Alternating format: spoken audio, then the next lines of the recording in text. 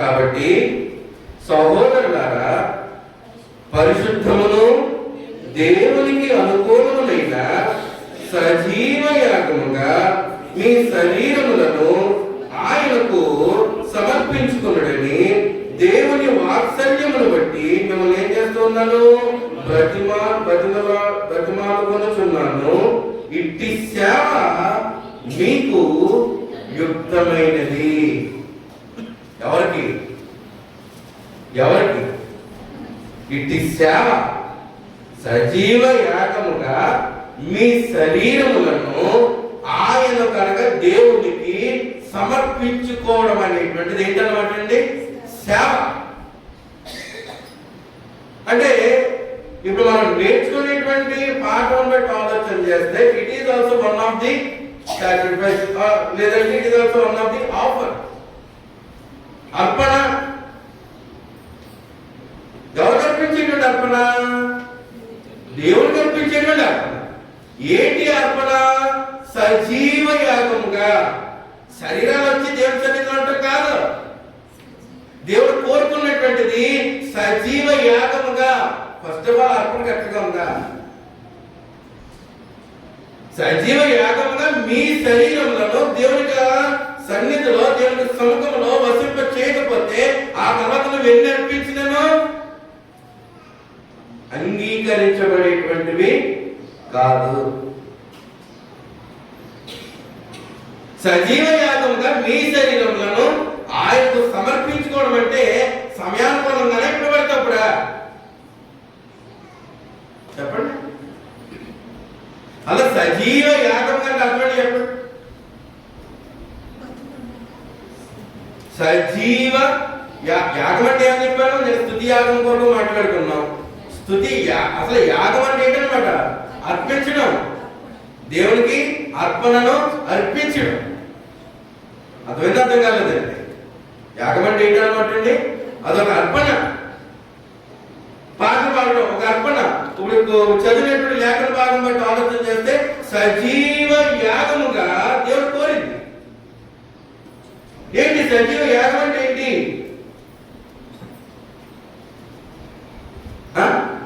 సజీవ యాగం అంటే ఏంటి? మాట్లాడండి. అంటే ఏంటది? ఎలా?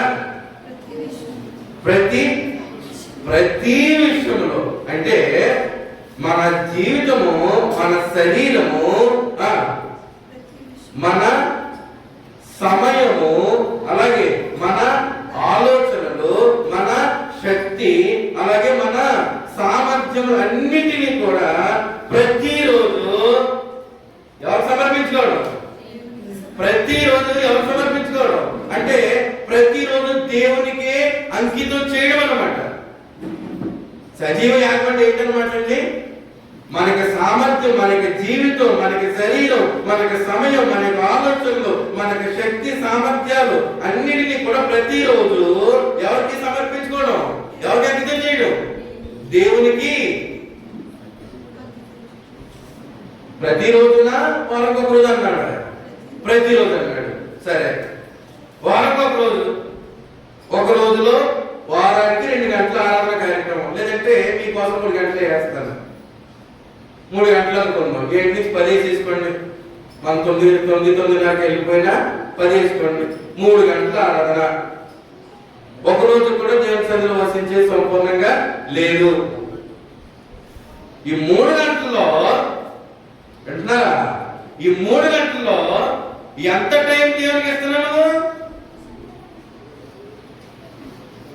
అది పరమంలో ఉన్నటువంటి తండ్రి అయినటువంటి దేవుని ఆత్మతోనూ సత్యముతోనూ ఆరాధించాలని చెప్పాడు కదా.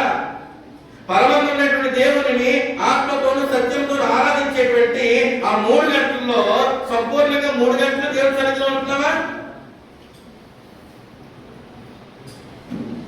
సంపూర్ణంగా దేవుని సన్నిధిలో 3 గంటలు ఉండేటువంటి వారిని వేల మీద లెక్క పెట్టచ్చు. ఆ సమయాన్ని పాటించడంలోనూ, ఆ సమయాన్ని దేవునికి త్యాగం చేయడంలోనూ, అర్పించడంలోనే నువ్వు విఫలమైతే నీ పనుంది కాదంట్లే, నీ వృత్తి ఉంది కాదంట్లే, కానీ ఆరాధన సమయంలో ఇక్కడ కోరింది ఏంటనమాట, నీ సమయమును కూడా ఏం చేయమంటున్నాడు, యు హావ్ టు సాక్రిఫైస్. నువ్వేం చేయాలన్నమాట, సమయాన్ని కూడా నువ్వేం చేయాలి, త్యాగం చేయాలి. సజీవ యాగంగా నీ సమయము, నీ శరీరము, నీ శక్తి, సామర్థ్యము, నీ జీవితం మొత్తం కూడా ఎవరికి ఇవ్వాలి, ఇంక్లూడింగ్ యువర్ థాట్స్, ఆలోచనతో సహా. ఆలోచన కనుక ఇక్కడ మనిషి అంతా ఇక్కడే ఉండి పెదాలు పాటలు పాడేస్తూ, పెదాలు వాక్యం చదివేస్తూ, చెవులలో వాక్యం వినేస్తున్నాయి, ధ్యానం అంతా దేవునికి సన్నిధిలో ఉంది, ఇక్కడ ఆలోచన మాత్రం ఇప్పుడు ఇక్కడి నుంచి వెళ్ళిన తర్వాత నా పనిలో ఎలా ఉండాలనో, లేదంటే ఎదురవుతున్న ఆర్థిక ఇబ్బందుల కోసమనో, బలహీనతల కోసమనో, లేదంటే ఎవరికి బాగాలేదని వాళ్ళ కోసమనో, లేదంటే ఏదో ఇబ్బందులు దీనికోసమనో ఇక్కడ కూర్చుని ఆలోచనలో ఉండాలి అనుకో, నువ్వు అర్పించేటువంటిది సజీవ యాగమైనటువంటి అర్పణ కాదు. శరీరంలో అంటే కేవలం దీన్ని తెచ్చిపెట్టి ఇక్కడ పెట్టేసేయడం కాదు. దీన్ని తీసుకొని వచ్చి, ఈ శరీరాన్ని తీసుకొని వచ్చి ఇక్కడ దేవుడి సముఖంలో పెట్టేసేయడం కాదు సజీవ యాగంగా అర్పణ అనేటువంటిది.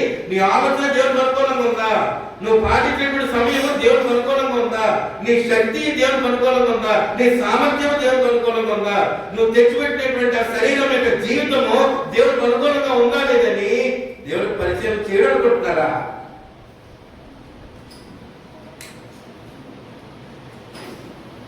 ఆలోచన పరిశీలన చేస్తాడంటే ముట్టుకునేటువంటి పరిశీలన చేయడా?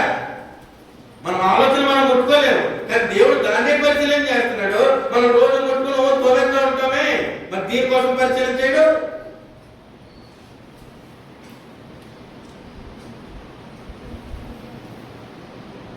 ఏం ఆలోచన చేస్తున్నావు దేవుడి సన్నిధి కోసము?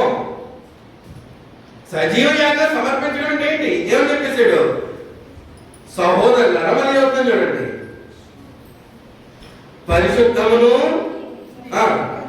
దేవునికి అనుకూలమైన సజీవ యాగముగా మీ శరీరం, సజీవ యాగం ఏం సమర్పించుకోబడుతున్నాడు? మీ శరీరం. సజీవ యాగం అంటే ఏం చెప్పండి, మళ్ళీ చెప్పండి. జీవితం, శరీరం, ఆలోచన, ఇంకా సమయము, శక్తి, సామర్థ్యం, ఇవన్నీ కూడా సజీవ యాగమైనటువంటి లిస్టులోనికి వస్తాయి.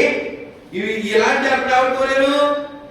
దేవుడు సజీవ యాగంగా ఏం చెప్పేశాడు, మీ శరీరములను ఎవరు సమర్పించుకోవాలి? ఎవరికి ఇష్టమది? ఎవరికి ఇష్టమది? దేవుడికి. అది మనకేంటి? అది దేవుని దృష్టికి ఏంటి? అది దేవుని దృష్టికి ఏంటి అనమాట అండి, యుక్తమైనది, ఇంకా అనుకూలమైనది, ఇంకా వెరీ గుడ్, పరిశుద్ధమైనది. అది ముఖ్యం. అక్కడ సహోదరులారా అని మాట్లాడి వెంటనే ఏం మొదలెట్టాడు? పరిశుద్ధమును, నెంబర్ 2, దేవునికి అనుకూలమైన. ఎవరికి అనుకూలమైంది? ఎవరు పరిశుద్ధమైంది? నాకు పరిశుద్ధమైనది నేను అనుకుంటే సరిపోదు. ఎవరు పరిశుద్ధంగా ఉండాలి? అది దేవునికి. దేవునికి పరిశుద్ధమును, అదే దేవునికి అనుకూలమైన ఏం చెప్పేశాడు? సజీవ యాగముగా. అంటే నీ సమయము, నీ శక్తి, నీ సామర్థ్యము, నీ ఆలోచన, నీ శరీరం అంతా కూడా ఎలా ఉండాలి? పరిశుద్ధంగా ఉండాలి. మళ్ళీ నీ శరీరము, నీ జీవితం, నీ శక్తి, నీ సమయము, ఆలోచనలు, సామర్థ్యం అంతా కూడా ఎవరికి అనుకూలంగా ఉండాలి? దేవునికి పరిశుద్ధంగా ఉండాలి. దేవునికి అనుకూలమైనదిగా ఉన్నప్పుడే సజీవ యాగముగా మీ శరీరములను దేవునికి ఏం చేసుకుంటారు? సమర్పించుకున్నాడని దేవుని వాత్సల్యమును బట్టి మిమ్మల్ని ఏం చేస్తూ ఉన్నాను? బ్రతిమాలుకొనుచున్నాను. ఇట్టి సేవ మీకు మంచిది. ఇది మీకు మంచిది. నేను వెళ్ళి కూర్చున్నాను, అది దేవునికి పరిశుద్ధమైనదిగా ఆలోచించాం. వెళ్ళానా లేదా? రేపు పొద్దున్న ఏమైనా లేట్గా వచ్చారంటే దీనికి కూడా తెలియ వచ్చానా లేదా అంటారేమో. నేను అందరండి ఇప్పుడు దాకా ఇన్నాళ్ళ వల్ల అందరూ అంటే కాలం పెట్టి చూస్తే భవిష్యత్తులో చెప్పలేము. నీకు దేవుని సన్నిధి రావడం కావాలి, అమ్మ అంటున్నావు, ఏదో వాక్యం పెట్టున్నావు, వచ్చానా లేదు, ఎప్పుడు వస్తా నీకు ఎందుకు? కొన్ని బయటికి అనొద్దు, లోపల అనుకుంటారు అనుకోండి, ఎవరు వచ్చాను కదా లోపల ఆలోచన ఎలా ఉండాలని చెప్పాడు సజీవయాగ విషయంలో. దేవుడికి అనుకూలంగాను పరిశుద్ధమైనది ఉండాలి. నేను వచ్చాను కదా, కొన్ని బయటికి నవ్వుతా అదండి ఇదేంటి అని, లోపల వచ్చాను కదా ఇలానే ఎత్తడండి అలానే ఎత్తడండి.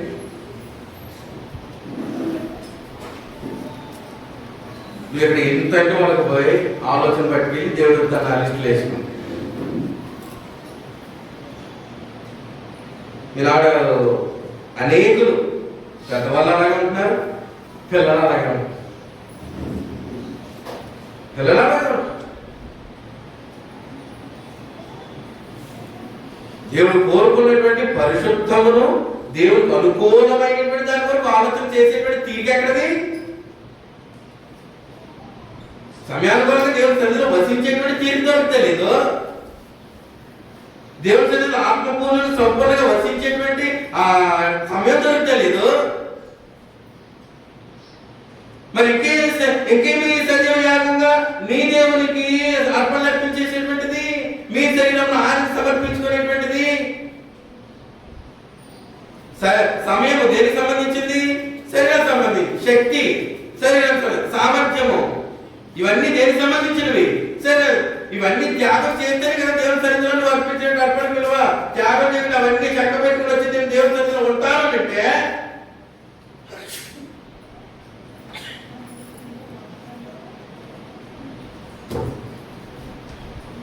మనమేం పాత నిబంధనలోనే హెబ్రీ రాసిన పత్రిక 9వ అధ్యాయము, పాత నిబంధన కాలంలో పరమంలో ఉన్నటువంటి దేవుడు ఏం చేశాడు? చనిపోయినటువంటి జంతువులను ఏం చేసేవాడు అన్నమాట? అంగీకరించేవాడు. చెప్పాలి కదా, తెచ్చినటువంటి జంతువును బలిచ్చి అందులో ఉన్నటువంటి వేస్ట్ అంతా తీసేసి శుభ్రంగా శుద్ధి చేసి దానిని ఆ నిప్పుల మీద ఏం చేయాలి? కాలుస్తూ ఉంటే దాంట్లో వచ్చేటువంటి దోపాన్ని దేవుడు ఏం చేసేవాడు? సాగ్రాన్ని ఇచ్చేటువంటి వాడు. అది దేవుడికి ఇంపైనటువంటి సువాసన, అది దేవుడికి అంగీకరింపబడేటువంటి అర్పణ అని పాత నిబంధనలో చెప్పాడు. కానీ ఇప్పుడు సజీవమైనటువంటి అర్పణ అంటే చచ్చిపోయినటువంటి అర్పణ కాదు. నువ్వు ఆత్మ సంబంధంగా వాక్యం అనుసరించి జీవించే వాడవైతే నువ్వు సజీవ యాగంగా దేవుని సన్నిధిలో వసించిన వాడవుగా దేవుని లిస్టులో ఉంటావు. పాత నిబంధన ప్రకారం నేను చచ్చిపోయింది తెచ్చి అర్పిస్తానంటే చచ్చిపోయింది అని కావట్లా. చదవబోతాం 9వ అధ్యాయము తీసారండి, 11, 12 వచనం చదవబోతాము. హెబ్రీ రాసిన పత్రిక 9వ అధ్యాయము 11, 12 వచనం చదివితే, అయితే క్రీస్తు రాబోచున్న మేలుల విషయమై ప్రధాన యాజకుడిగా వచ్చి, దేని విషయమై? రాబోయేటువంటి మేలులు, ఆత్మ సంబంధమైన భౌతిక సంబంధమైన వారు. ఆ మేలును మనకి ఇవ్వడానికి ఎంత సంతోషంగా వచ్చాడు. ఆ మేలును మనకి ఇవ్వడానికి ఆత్మ సంబంధమైనవి. ఆ బాధను నవ్వుతూ అనుభవించలేదా? ఆ ఆత్మ సంబంధమైనటువంటి మేలు మనకి ఇవ్వడానికి నవ్వుతూ చచ్చాడు, నవ్వుతూ ప్రాణాలు అర్పించాడు కదా. తట్టుకోలేదు అవన్నీ.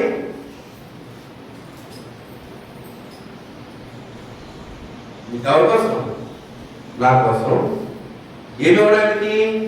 ఆత్మ సంబంధమైనటువంటి మేలులు నాకు ఇవ్వడానికి. ఆత్మ సంబంధమైన మేలుల విషయమై ప్రధాన యాజకుడిగా వచ్చి తానే నిత్యమైన విమోచన సంపాదించి హస్తకృతము కానిది, ఏంటది? చేతులకు సంబంధించింది కాదు, చేతులతో తయారు చేయబడింది అంతకన్నా కాదు. నెంబర్ 2, అనగా ఈ సృష్టి సంబంధము కానిదియు మరి ఘనమైనదియు పరిపూర్ణమైనదియునైన గుడారము ద్వారా. ఏంటది? ఎలాంటిది? ఈ సృష్టి సంబంధము కానిదియు మరీ ఘనమైనదియు పరిపూర్ణమైనదియునైన గుడారము ద్వారా మేకల యొక్కయు కోడెల యొక్కయు రక్తముతో కాక తన స్వరక్తముతో ఒక్కసారే పరిశుద్ధ స్థలములో, ఇప్పుడు ఆ పరిశుద్ధ స్థలం ఏదండి? క్రీస్తు ప్రభు తన స్వరక్తి నుంచి సంపాదించిన ఏకైక సరుకు. ఆ క్రీస్తు ప్రభు సమకూర్చబడినటువంటి ఆ ప్రదేశం ఎలాంటిది మాట్లాడాడు? ఎలాంటిది? ఈ సృష్టి సంబంధము కానిదియు అనగా, హస్తకృతము కానిది అనగా ఈ సృష్టి సంబంధము కానిదియు నెంబర్ 1. నెంబర్ 2, మరీ ఘనమైనదియు పరిపూర్ణమైనదియు. అంటే అలాంటి పరిపూర్ణమైన దాంట్లోనికి ఎలాంటి వారు రావాలి? పరిపూర్ణ రావాలి. మరి ఘనమైనటువంటి దాంట్లోకి ఎలా రావాలి? ఎప్పుడు వచ్చినా పర్లేదు. ఎలా రావాలి? ఎలా వచ్చినా పర్లేదు. ఏం చేయాలి? ఏం చేసినా పర్లేదు.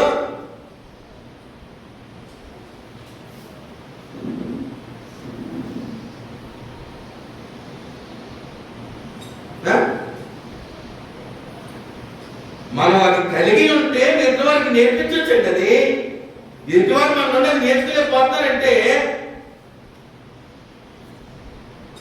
కారణమనే చెప్తాడు.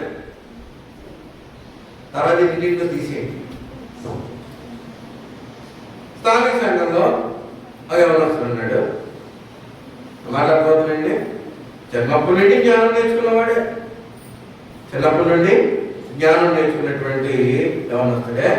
చక్కగా కార్యక్రమంలో పాల్గొనేవాడు, వాక్యాన్ని అడిగి మరీ చెప్పించుకునేవాడు, అన్నీ చేశాడు. కానీ అంటే అంత భక్తి కూడా చెప్పట్లే. అన్నాడు, అడిగేవాడు, తెలుసుకునేవాడు.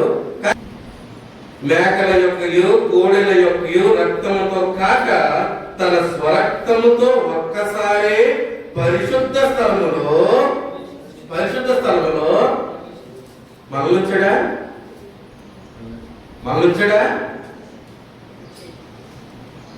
ఎలా ఉంటున్నాం? దాని గర్భులమేనా? మన శక్తి, సామర్థ్యం, సమయము, ఆలోచన, శరీరము, సమర్థ జీవితము దేవుడికి అంకితమై ఉంటున్నాయా?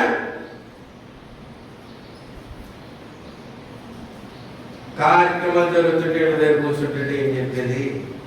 ఎల్ల దగ్గర కార్యక్రమం జరుగుతుంటే ఎల్ల దగ్గర కూర్చోవడం అంటే అది బుధవారం బయలుదేరి కానివ్వండి, ఆ శుక్రవారం బయలుదేరి కానివ్వండి, శుక్రవారం స్త్రీల గుడికి కానివ్వండి. మీకు అనేక సార్లు చెప్పాను, కార్యక్రమం అయిన తర్వాత అందరూ సోదరులు కలిసి ఒకసారి ఇల్లు దర్శించండి. రానండికి ఎలా ఉంటారో చూడండి. సడన్గా ఏ ఆడతానో పాడతానో, టీవీల ముందు కూర్చోనో, ఏదో కాలక్షేపంలో ఉంటారు కాబట్టి చూడండి. తెలియట్లే భక్తి అనేటువంటిది, దేవుడి సన్నిధికి వెళ్ళడం అంటే ఏంటి అనేటువంటిది తెలియట్లేదు, అలవాటు పడట్లే. ఇంకే సజీవ యాగంగా దేవుడు సమర్పించుకునేది నేను అంటున్నాను. అంటే నేనంటలే, దేవుడు అడిగేది. దేవుని వాక్యమే చదువుతున్నాం. మళ్ళీ నేను నా వ్యక్తిగతంగా తెచ్చిపెట్టేసేటండి. మళ్ళీ ఏం జరిగింది ఇక్కడ? రాబోతున్న మేలు విషయమే ప్రధాన యాజకుడు వచ్చి తానే నిత్యమైన విమోచన సంపాదించి, నిత్యమైనటువంటి విమోచన విడుదల దేని నుండి? పాపము నుండి, శరీరాశల నుండి, విలోక సంబంధమైనటువంటి జీవన విధానం నుండి నిత్యమైన విమోచన సంపాదించి, హస్తకృతము కానిది అనగా సృష్టి సంబంధము కానిదియు మరీ ఘనమైనదియు పరిపూర్ణమైనది అనేటువంటి గుణాలను ద్వారా మరీ ఘనమైనటువంటి స్థితి మనకు ఇవ్వలేదా? పరిపూర్ణ స్థితి సంపాదించమని మనం కోరట్లేదా? ఎలా వస్తుంది సన్నిధికి? అది నా జీవితంలో ఉంటేనే, నేను మళ్ళీ జ్ఞాపకం చేస్తున్నా, అది నా జీవితంలో ఉంటేనే నేను చేయగలను. లేకపోతే నేను ఏం చేసినా మళ్ళీ జ్ఞాపకం చేయమంటాను. నేను ఆ మొత్తానికి వెళ్ళాను కదా, పాటలు అయిపోతే ఉంది, ప్రారంభాలు అయిపోతే ఉంది అనేసి మొత్తానికి వెళ్ళాను కదా. నువ్వేం చేసి వచ్చావో దేవుడు తెలీదు, నాకు అవసరం లే. చూస్తున్నటువంటి దేవుడు తెలీదు. దేవుని విషయంలో చాలా అంటే చాలా జాగ్రత్తగా ఉండాలి. దైవికమైనటువంటి జీవన విధానం విషయంలో చాలా జాగ్రత్తగా ఉండాలి. అందుకే నువ్వు అర్పించేటువంటి అర్పణ అనబడినటువంటి సజీవ యాగమైనటువంటి నీ శరీరము నెంబర్ 1 ఎలా ఉండాలో తెలుసా? పరిశుద్ధమైనదిగా ఉండాలి. నెంబర్ 2 ఎలా ఉండాలో తెలుసా? దేవునికి అనుకూలమైనదిగా ఉండాలి. అది పరిశుద్ధం కాకపోయినను, దేవునికి అనుకూలమైనది కాకపోయినను నువ్వు అర్పించేటువంటి అర్పణ వేస్ట్. రెండు ఉండాలి. సజీవమైన యాగమైనది ఉండాలంటే ప్రతి విధమైన త్యాగం అందులో కనిపించాలి. ఇక నీకు పని ఉంది, అమ్మో నా దేవుని సన్నిధి నేను మళ్ళీ వస్తాను లేదంటే ఇది పరిస్థితి అని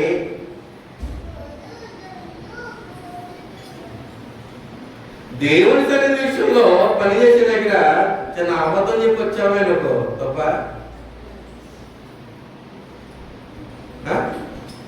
దేవుని సన్నిధి విషయంలో చిన్న అబద్ధం చెప్పి వచ్చామనుకో తప్ప తప్పు కాదు. ఇప్పుడు నిజమే చెప్పు, అర్థం చేసుకుంటారా లేదా? అర్థం చేసుకుని పంపిస్తారా పంపించట్లేదా? అంటే 3 రకాలు ఉన్నాయండి అనుకోని భక్తి విషయంలో. నా దేవుని కొరకు నేను త్యాగం చేయవలసినవి నేను ఎన్ని చేసిన నా దేవుని కొరకు చేసినప్పుడు అది దేవుని చేత ఏం చేయబడుతుంది? ఘనమైనదిగా ఎంచబడుతుంది. అలా నా దేవుని కొరకైనటువంటి ఆలోచనే నాకు లేకపోతే, నా దేవుని వాక్యాన్ని ప్రకటిస్తుంటే వినడానికే తీరిక లేకపోతే, వినేటువంటి వాక్య ప్రకారంగా జీవించడానికే తీరిక లేకపోతుంటుంటే, అలా సన్నిధి కొరకు ఆలోచన చేయడానికి నాకు తీరిక లేకపోతుంటుంటే, సమయానుకూలంగా నా దేవుని సన్నిధి రావడానికి నాకు తీరిక లేకపోతా ఉంటుంటే, ఇంకే సజీవ యాగమైనటువంటి అర్పణ?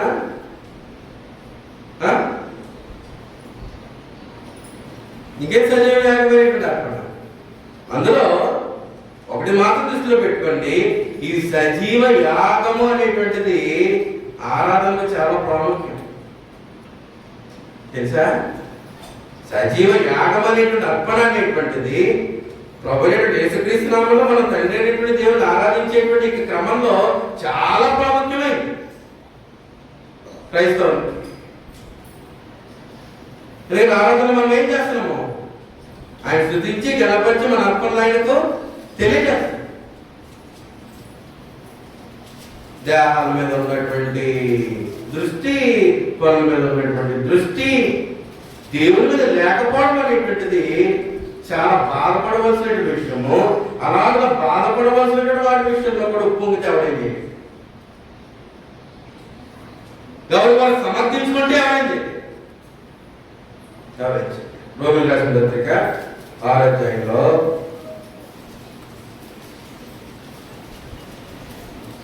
జరిగినటువంటి సంగతి మనందరికి తెలిసిందే. 6వ అధ్యాయము 6వ వచనము చదువుతాము.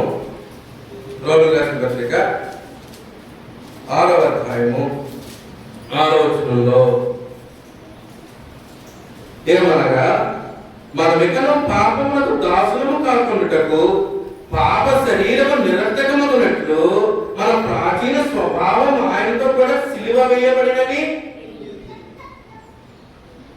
ముందర తెలుసా? అసలు సజీవ యాగం అర్పించాలని అంటే పరిశుద్ధమును దేవునికి అనుకూలమైనటువంటి సజీవ యాగముగా మన శరీరములను ఆయనకు అనుకూలంగా అర్పించాలి అని అంటే, సమర్పించుకోవాలి అని అంటే, ముందు నేను ఈ లోక సంబంధమైనటువంటిది పాపము నుండి పూర్తిగా విమోచింపబడ్డాను, క్రీస్తు రక్తంలో కడగబడిన సంగతి తెలుసా?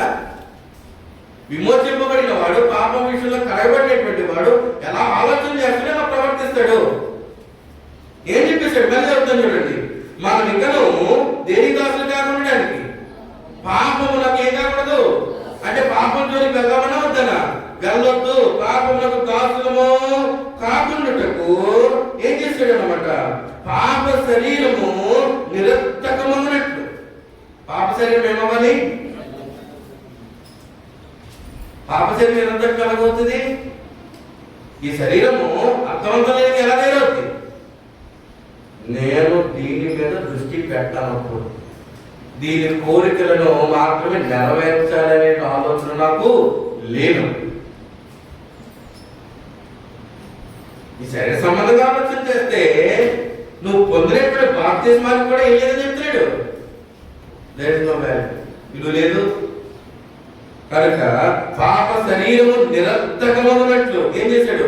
మన ప్రాచీన స్వభావం అనగా బాప్తిస్మానికి ముందు ఉన్నటువంటి ప్రాచీన పాప స్వభావము ఆయనతో కూడా ఏం చేయబడింది? బాప్తిస్మ సమయంలో సిలువ వేయబడినని తెలుసుకున్న ముందు అది అప్పుడు మాత్రమే, తర్వాత కాదన్నట్టుగా బ్రతుకుంటారు. అప్పుడు ఇచ్చేటువంటి ఒప్పుకోవాలని చచ్చేదాకా అమల్లో ఉంటుంది. అది ఉంటుందో ఉండదండి. ప్రాచీన స్వభావము నేను బాప్తిసం పొందినప్పుడు క్రీస్తుతో పాటు సిలువ వేయబడింది అనేటువంటి సంగతి చచ్చేదాకా నియమము అమల్లోనే ఉంటది.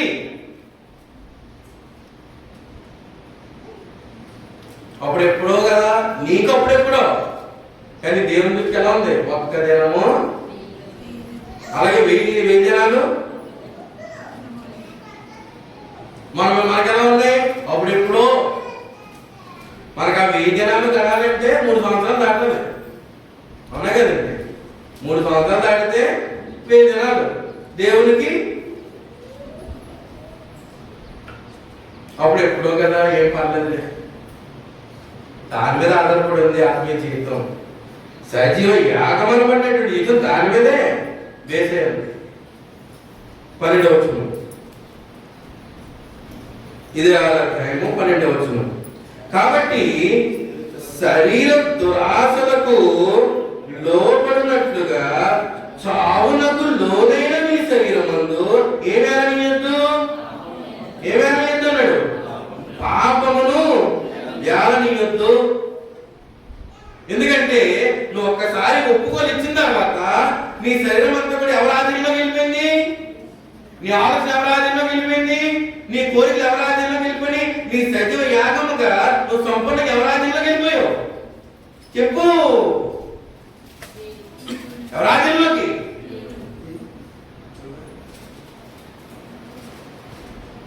దేవుని ఆధీనంలోకి వెళ్తే సొంతంగా ఆలోచన చేస్తారా? దేవునికి విరోధంగా సమయాన్ని ఎగ్గొడతారా? కార్యక్రమాలు ఎగ్గొడతారా? దేవునికి విరోధంగా అర్థంలో ఎడ్యుకేషన్ సిద్ధపడతారా?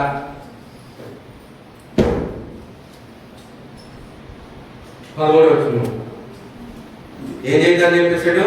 చావునకు లోనైన మీ శరీరమందు ఏమనియొద్దు? పాపముని అననీయకుడి, మరియు మీ అవయవములను దుర్నీతి సాధనములుగా పాపమునకు ఏం చేయొద్దు. నువ్వు బాప్తిసం పొందిన తర్వాత పాపమునకు ఏం చేయొద్దు? అప్పగించొద్దు. మీ అవయవములు, అవయవములు అంటే నాలుగు వస్తుందా, నోరు వస్తుందా, కన్ను వస్తుందా, చెవి వస్తుందా? మొత్తం శరీరానికి ప్రతి అవయవం, కాలు, చెయ్యి, వేలు మొత్తం మొత్తం నన్నటి జరగాల వరకు ఉన్నటువంటి ప్రతి అవయవము ఏం చేయమంటున్నాడు అనమాట? ఏం చేయమంటున్నాడు? దుర్నీతి సాధనములుగా పాపములకు ఏం చేయొద్దు, అప్పగింపకుడి. అయితే మృతులలో నుండి సజీవులు అనుకుని మిమ్మల్ని మీరే దేవునికి. ఎంతమంది అనుకుంటారు? నిజంగా చెప్పండి. ఇక్కడ చాలా కరెక్ట్గా మాట్లాడాడు. ఎవరు మాట్లాడాడు? మృతులలో నుండి మాట్లాడమని వదిలించి మృతులలో నుండి ఏమనుకుని సజీవులు అనుకుని గొప్పలు అనుకుంటారండి. మనం ఏం గొప్ప ఇప్పుడు వేసుకున్నటువంటి వస్త్రాన్ని బట్టో, మనం ఉంటున్నటువంటి ఇల్లును బట్టో, మనం అనుభవించిన దాన్ని బట్టో, లేదా చదివినటువంటి చదువులను బట్టో, చేసినటువంటి ఉద్యోగాలు బట్టో గొప్పలు అనుకుంటున్నారేమో. దీని విషయంలో ఆలోచన చేయండి. మృతులలో నుండి సజీవులు అనుకొని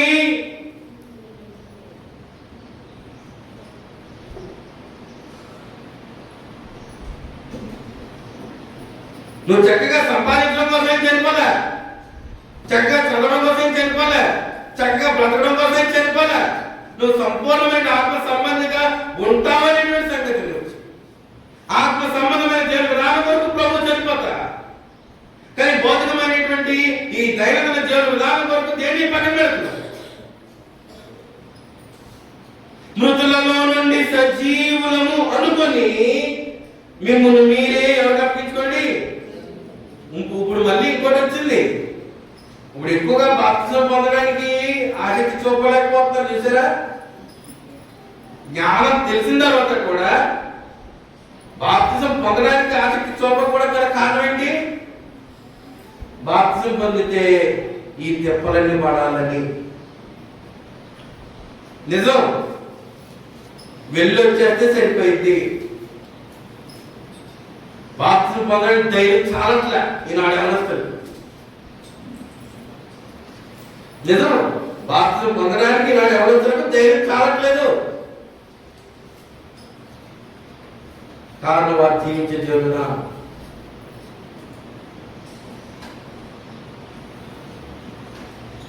చాలా జాగ్రత్తగా ఉంటాయి. 18 సంవత్సరాలకి ఏం తెలియకుండా ఉంటుందండి? 18 సంవత్సరాలకి ఏం తెలియకుండా ఉంటుంది? లోక జ్ఞానం మొత్తం కూడా ఆ టైం ఏం చేస్తాడు అనమాట, ఆ ఉపవాసం పెట్టేస్తాడు కదా. దేవుని జ్ఞానం కోసం తెలియదు, బాప్తిసం పొందాలని తెలియదు, దేవుడు ఎదగాలని తెలియదు. దేవుడు లేకుండా తొట్టుకెళ్ళకుండా ఎలా ఉంటారు అసలు? ఆ దైవం లేదు. లోకంకి ఇచ్చేటువంటి విలువ దేవునికి ఇవ్వట్లే, దేవుని సన్నిధికి ఇవ్వట్లే, ప్రకటించేటువంటి వాక్యం ఇవ్వట్లే. వాళ్ళు మృతుల నుండి సజీవం అనుకుంటారా? బాప్తిసం పొందిన వారి దృష్టిలో పెట్టుకోండి. మృతులలో నుండి సజీవులు అనుకొని మనం ఎలా ఉండాలంటండి? మృతుల నుండి ఏమనుకోవాలి? సజీవులు అనుకొని మిమ్మల్ని మీరే దేవునికి, అదే సజీవ యాగమైనటువంటి అర్పణ. First priority my God's presence. నా దేవుడు, నా దేవుడికి సన్నిధి మొదటి ప్రాధాన్యత. అప్పుడు తర్వాత ఏదైనా మీ అవయవములను ఏం చేయమంటున్నాడు? నీతి సాధనములుగా దేవునికి, అదిగా సజీవయాగం, అదిగా నేర్చుకుంటున్నాం. మనం అర్పించేటప్పుడు ఎలా ఉండాలి? పరిశుద్ధమైనది గాను దేవునికి అనుకూలమైనది. అది ఉంటుందా లేదో చూసుకోండి. నేను అర్పించేసాను కాదు. దేవుడినందుకు నా హృదయపూర్వకంగా మీకు తెలియజేస్తున్నాను.